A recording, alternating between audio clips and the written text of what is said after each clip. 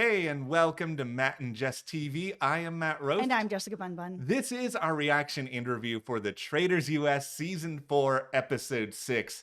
This episode is so fascinating because I feel like in a vacuum, on paper, use whatever idiom you want here. You could say, okay, the banishment was so predictable. We saw this coming, but I feel like everything surrounding this banishment, the drama, the intrigue is unbelievably fascinating. Like there's a lot of just different little and big things to unpack here. Yeah, I really want to on a ride with this episode because everything with Ron at the round table, him just sort of being like, man, I know I'm going, so let's just not bother to use any more of this discussion to figure it out. I already know I'm going to use this discussion instead to let you guys know how much you mean to me. Man, I rarely get emotional when it comes to reality shows. I'm a Pisces, so typically I'll cry over anything, but not really with this. But I found myself like welling up where earlier in the episode, they were all at the creep show cabin, which is my favorite challenge on any reality show. I love it so much where I was just laughing and having a great time. Like this episode brought me all over the place. It's so bizarre, the challenges on the Traitors, because they basically fall into two camps. They are either epic, awesome, endlessly entertaining, such as, I don't know if we call this the Tom Sandoval Memorial Karaoke Through the Can Challenge. Yo, so funny. Yeah, like that or this. I love the haunted house challenges as well. Yes. I would have had a great time doing this one for the record, but I also just feel like the other half of these are terrible and boring and not interesting at all. There's no in between with the Traitors and these challenges. No, but I mean, the cabin is always a good time. Tom Sandoval and that dolls, that was just so remarkable. I mean, seasons before we had people screaming with bugs falling on them. Listen, Johnny Weir, you and me, we are the same. He walked in, he sat down, and the first thing he did was look up. And I was like, same. I absolutely, if I have seen this show before, I'm like, where are the bugs coming out of? I'm seated, so what's happening? Later, you see him, he's got like his hood, he's got like his scarf all the way up. I'm like, yeah, same. Here's the thing. You could bury me alive. You could put me in a haunted house. You can have all these people dressed up as clowns and come and like make faces at. I'm fine. The moment you throw bugs on me, I am running so unbelievably fast. I am out of Scotland within half an hour. 100%. I'm going to be like Lisa Rinna, who's running through the graveyard screaming at nothing.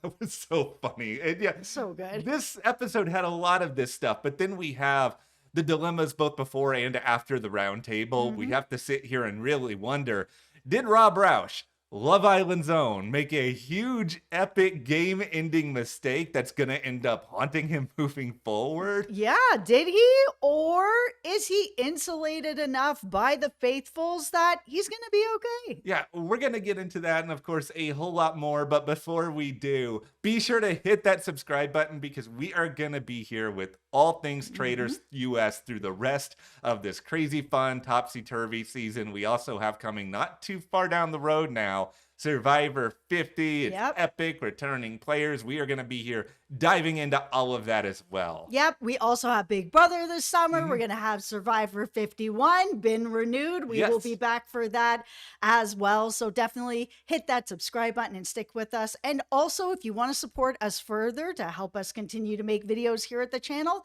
join our memberships. Over there, we are covering Hijack Season 2 right now. It's the only place you can get those videos. And we have some more videos over there like The Pit Season 1. We've got Down Cemetery Road over there, and it is the only place you can get them. So thank you so much. Thank you guys very, very much for your support. We appreciate that. Yes.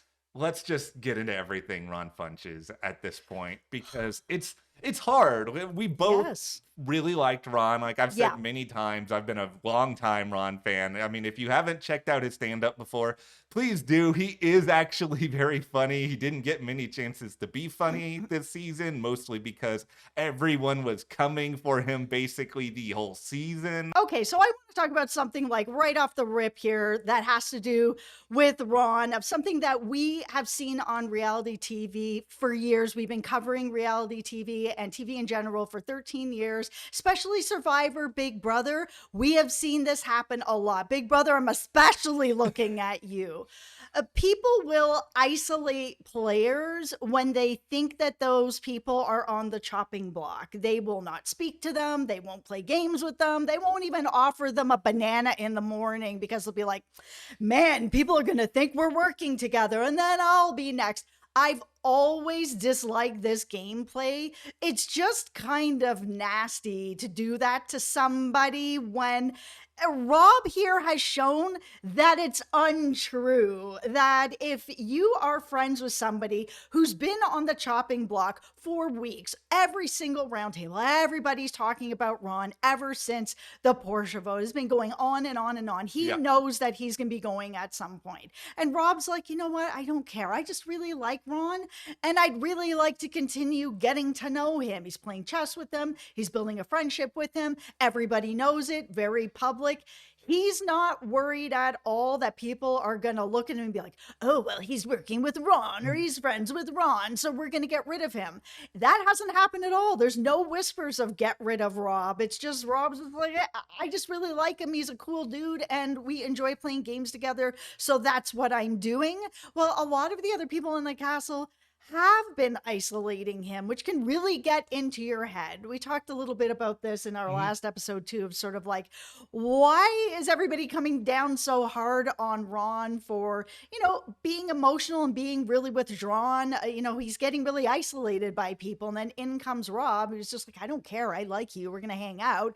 And nothing ended up happening. So future Survivor, future Big Brother, it's okay to talk to somebody that people are surrounding to be like, oh, we're going to get rid of this person. It's okay to give them that banana in the morning and be kind. Yeah, it's just a human thing. I think we should all be able to separate human things from the actual game. And they do. Rob has proven that to me right here, that it's like he's hanging out with Ron and not one person is like, okay, Rob is next then. Well, yeah, and that's ultimately the thing here. I know that there's going to be people out there who say, all right, well, Ron should be doing more. He should be reaching out to some other people in the game and trying to improve his social game. Now, put yourself in Ron's shoes where you are being ostracized and feeling alone. Yes. It's really hard to then get that impulse of, oh, I gotta go and be super social now when you don't feel like anyone wants you. Like, the only real criticism I have of Ron's game this entire season is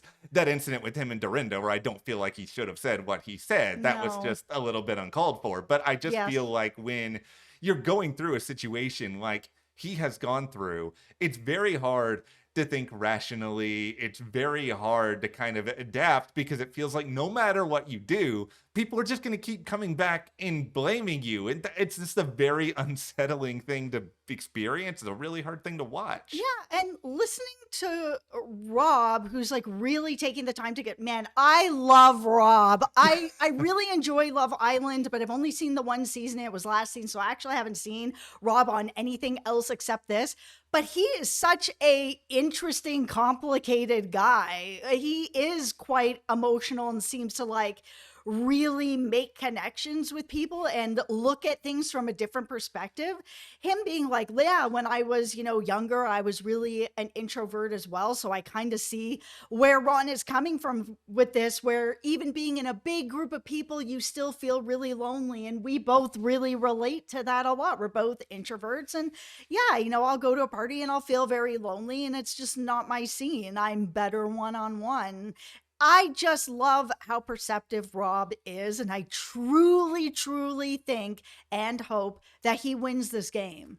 I have really learned a valuable lesson from watching Rob, and I'm being 100% serious here, where I was super judgy of him at the start of the season, and I think a lot of it is because I look at him and I am an introvert, like you said. And when I was at the school dances, I was always kind of standing around awkwardly, hoping somebody would ask me because I never had the courage to ask anybody else. And Same. Or I just wouldn't go. Yeah, I felt going into this that Rob was the person who would be dancing with everybody at the school dance. And, I have this sort of predisposed feeling about a lot of the dudes on Love Island, that they're just all like raw and muscular and showing off their abs all the time. And he has really surprised me, not just with his game skills, but his empathy, his awareness, his sense of humor. I really liked it late in the episode where he just sort of said, looks like Robbie Bob has got himself in some trouble.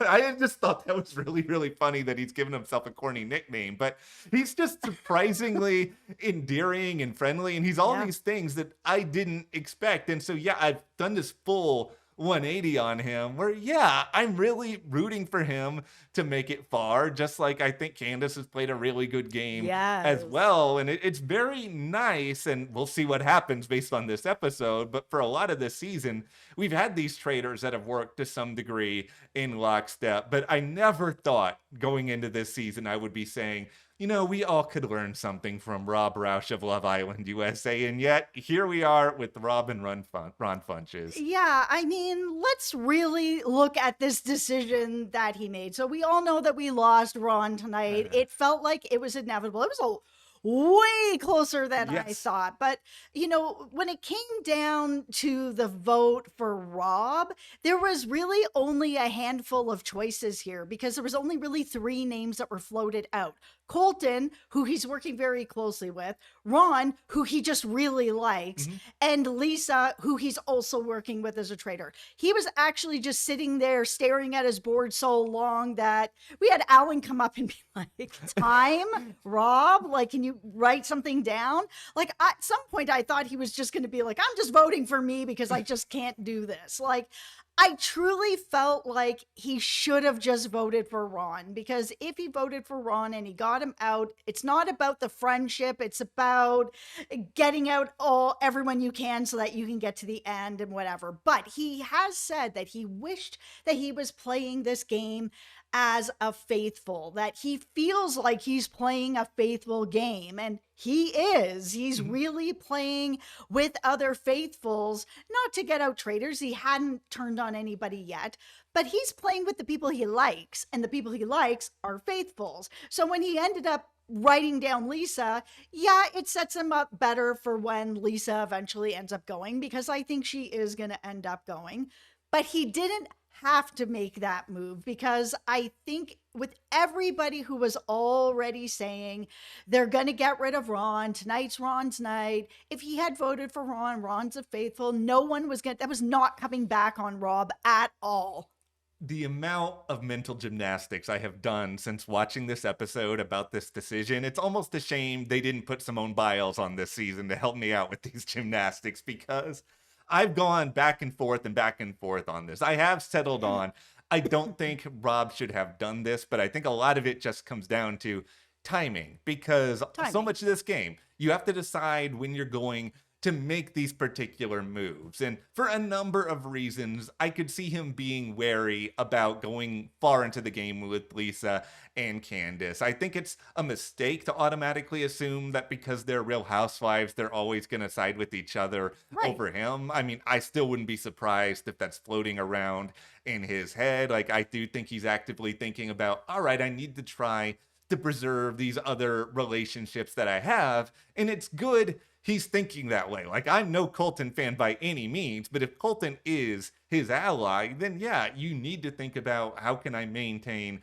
this relationship? How can I make sure people aren't coming for me? I think all of that is really, really good. It's just, this isn't quite the right time to go for it, because as you lined up, No. no one's going to be that mad about Ron leaving the game. Like, No. we love Ron very, very much, and I Yes. really am grateful to have him on the show this season, but nobody was really that willing to stick their neck out that far in order to protect him. Like, the reason this roundtable started the way that it did was because it was so obvious to everyone Ron was going, and it wasn't until this roundtable even got going that there was any drama here at all. No, it was very obviously going to be Ron, even when it was as close as it was. So if Rob had just thrown his vote on Ron, he would have been completely fine. He'd still be in this really sweet spot that he's in right now, where people are underestimating him. They see the show that he was on, Love Island. Nobody's taking him seriously. He has said it. He's like, oh, I'm this, kind of ridiculous guy from the South on Love Island. Nobody's really like paying that much attention to me. True. They are underestimating you in Yeah. that way. Plus, you're a really likable guy. You are making these amazing connections here that are even like just going deeper than the show, where people truly trust you. You got Johnny Weir out here being like, I'm going to make an 18-person alliance. Rob, of course, is one of those people to be like, absolutely. There no way is he in any way a traitor. Nobody's talking about him. He's just so underestimated, and he's so well insulated now with the faithfuls. He has worked at those relationships Yeah. that I think that even going against Lisa, and we got Lisa and Candace who are both, mad at him at this point. That's the downfall of what he's done and why I do think he ended up making a mistake. But he is so well insulated by the faithfuls that they will ride or die for him, and he can't be murdered. So if everyone at the table is not willing to put down his name, there's nothing the traitors can do about it anyways. Yeah, I think though, if there's one downside of this move ultimately, it's that it does accelerate maybe Lisa and Candace trying to find a way to come after him. And Yes. that's something he will have to show that he's more than capable of being able to handle, because he hasn't combated that level of adversity. And I think a lot of that is due to his social game, his charm. I do think it is fair, to also say that based on the history of people who have been traitors on this show, I don't think there's a big assumption that Love Island Rob would ever be chosen. And, No. that's why there's this theory out there that they should just like choose people's names out of a hat so we can get rid of all of this. Oh, you're a survivor, you're a real housewife or whatever. But I think that does help him, but it only helps him so far, because eventually people like Lisa and Candace are going to come for him. He has to be prepared for that now, and he has to be prepared for that now probably a little bit faster than he would have otherwise. Yeah, I think this season has set up wonderfully, not choosing any gamers to end up being the traitors, that now going forward, people will remember and be like, okay, yeah, we did have lots of seasons with that, but we also had this season with none. So going forward, it's anybody. It's anybody. So this vote ended up, being really, really fascinating, in part because of what Rob did and all of the fallout that's going to come from that. And I love it when traitors are fighting with each other. It is my favorite thing on this show. And they can't really do anything about it. The Colton part of this is really interesting to me because, once again, don't like Colton at all. I hope he gets eliminated soon. But at the same time, there was a part of me for a while that thought, okay, he's actually playing this better than I would hope, where he's so public about going after Lisa, both during the round table and after, still harping on it. Like, he had made it so clear that that was the person he wanted out, that if Lisa did go ahead and get rid of him, it would be inescapable that the target is on her. And then, thankfully for me, he steps in a giant puddle of doo-doo by saying, you know what? Any traitor out there, if you do not get rid of me right now, I'm going to go for the shield every time. So it's like, congratulations, Colton. You have given every person in this game license to get rid of you now. Yeah, and I think Lisa, if she wasn't so put on the spot with this, could have handled this in another way that would have really pointed this back at Colton, because Colton did try to like make this alliance with her to be like, hey, I'll protect you at the table if you protect me in the turret. And of course she has to be like, what are you talking about?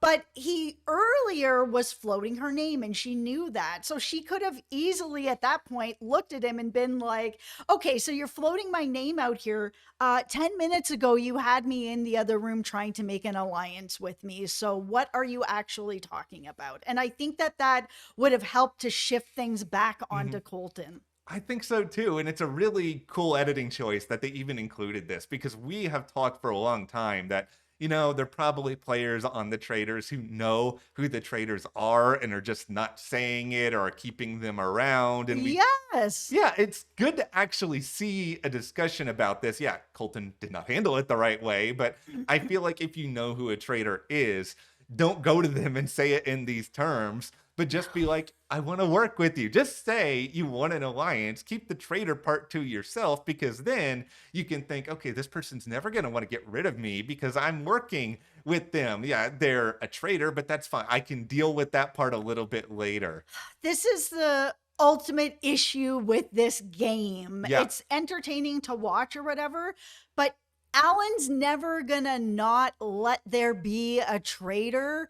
all the way to like the final 6 or 5. It really is for the faithfuls just a game of not me until you get down to those final numbers, where then you can get rid of whoever you actually think is the traitor. To me, it's better to keep the traitors in the game, or at least, you know, 1 or 2 that you absolutely know, than let them recruit somebody, because then you're back into like who knows who it is. Yeah. So that when those numbers start to dwindle down before you can be recruiting anybody else, you can just pick them all off at the end so that you can get to the end with a bunch of faithfuls. It's really just the way the game is played at this point, because there's no way when they're like, oh yeah, we got a traitor, it's like, well, you know, Alan's just gonna make another one. So like, what is this game?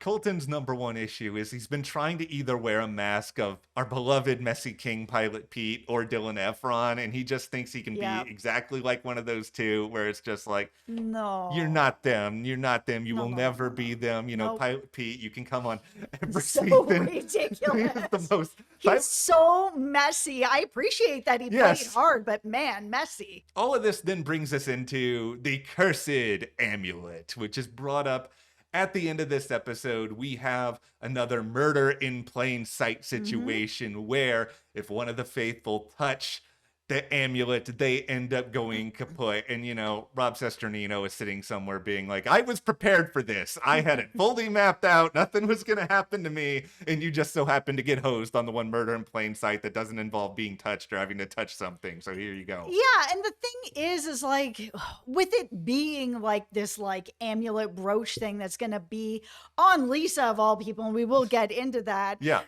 There's only like certain amounts of people that are actually going to, one, be touching other people, but also be touching her jewelry.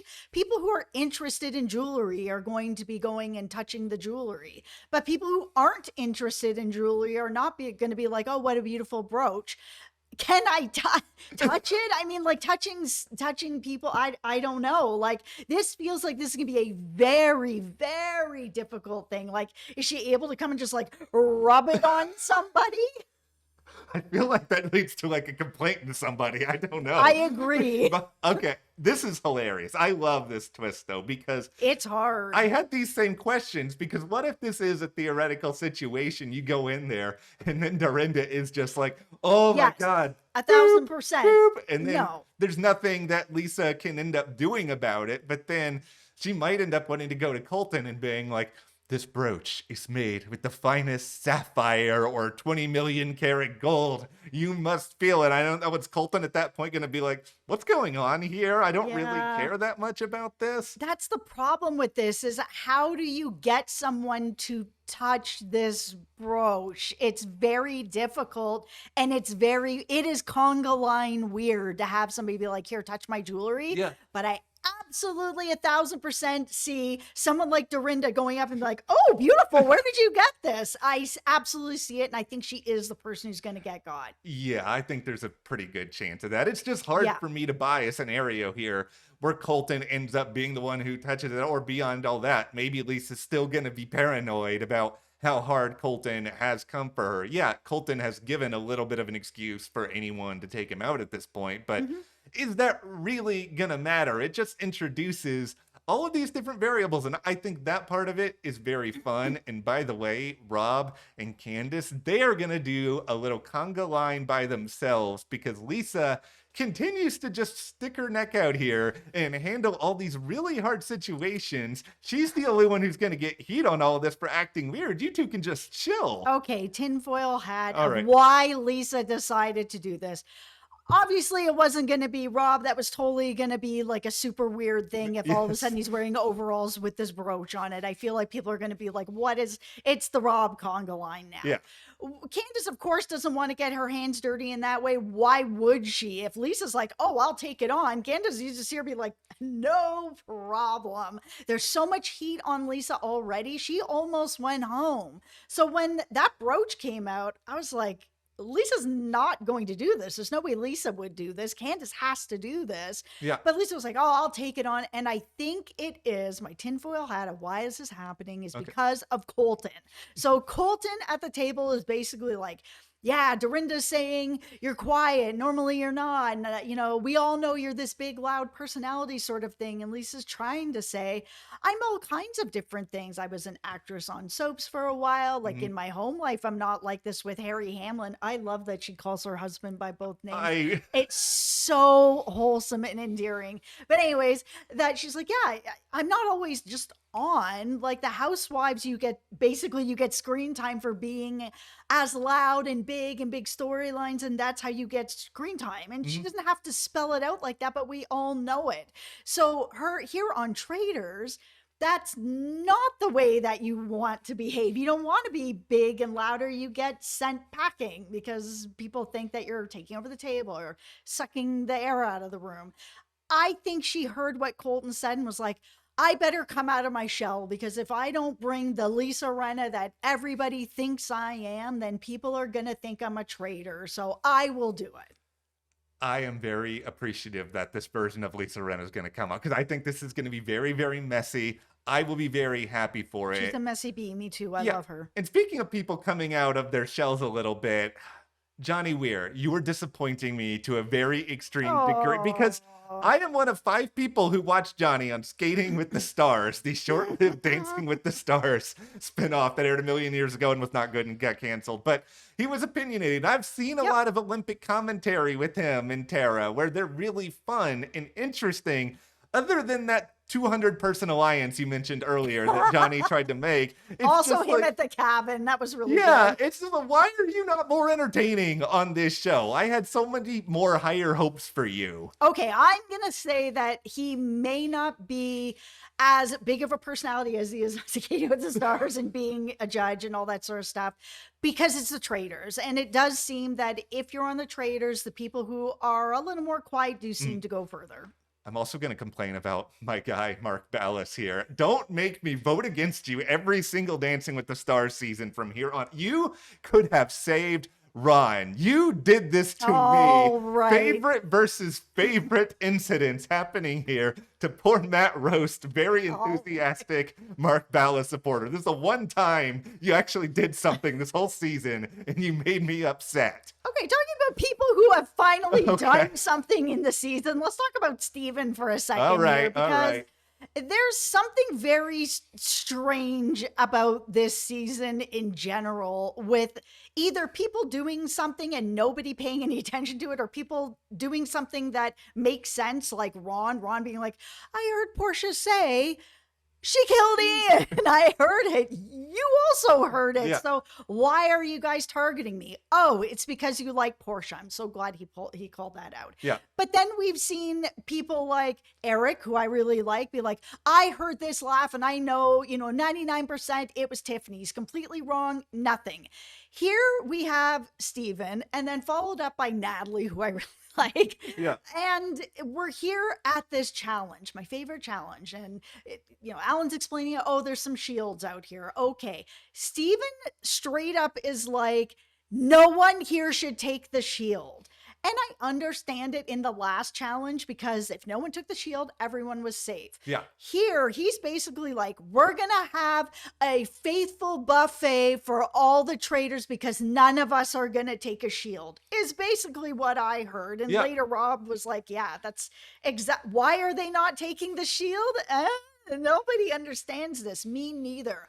I would have immediately thought that something was going on with Steven, because he's telling all of us that want to stay alive, that we have an opportunity to save ourselves and to stay alive, and you're telling us all not to? Why, Steven? And then you've got Natalie stepping up as well, being like, whoever takes shields is getting banished tonight. And then I was like, you also, like, you guys are supposed to be faithfuls. Why would you ever tell us not to take a shield? Everyone should take them whenever you can. It is a really interesting game of, it's very selective who you choose to get upset about at any given moment. And with these two in particular, trying to figure out, okay, why wasn't there more conversation around them? It was almost nothing. Yeah, it was really hard to figure out. And I can only attribute it to like a couple of things in my head. I think one of them is everyone was so transfixed on Ron at this point in the game that I think Ron gave a ton of other people cover. And, I love Ron. I think he's hilarious. But for the game to move forward, it might have been time for him to go just because nobody else was going to be the center of conversation and they could get away with a lot of stuff. And I'm guessing that Natalie and Steven have probably just over these past however long they've been filming really built up this level of social capital where they can suggest things like this and nobody is gonna like bat an eye at it. And it's really, really strange. Very, very weird. I thought that was just the strangest behavior that Stephen would be like,